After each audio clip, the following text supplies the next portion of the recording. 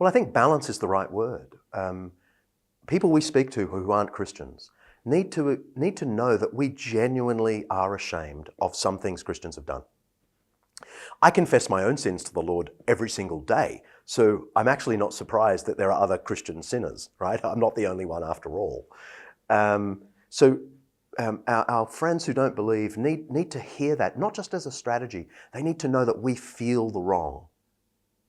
But once we've honestly admitted fault, I think we do have permission to ask our interlocutors this question: what is the unique contribution of Christianity to our world? Not, have Christians done bad things? That's obvious, yes. But that's just like saying, were Christians humans too? Right? Because the Greeks did warfare and bigotry and hatred. The Romans did it, the Saxons did it, the Gauls did it, everyone did it. But let's sideline that and ask, what is the unique thing Christianity gave? What did Christianity give our world that the Romans didn't? Greeks didn't, Saxons didn't. And the answer to that is very clear. Jesus put love at the center of life. Not only did he say, love your enemies, do good to those who hate you, bless those who curse you. He gave his life for enemies.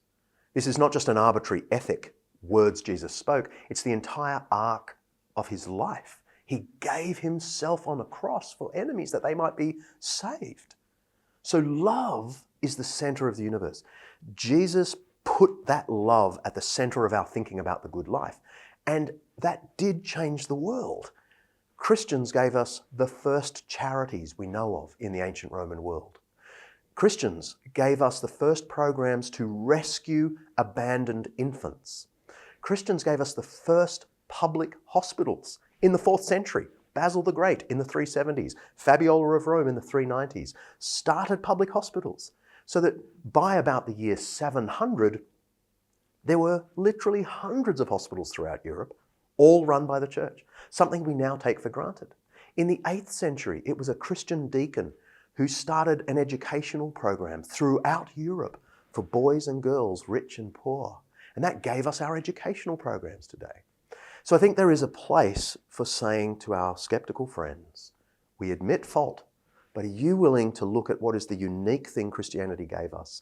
And it takes us straight back to the one who not only said, love your enemy, he died in love and rose again so that enemies might come to know him.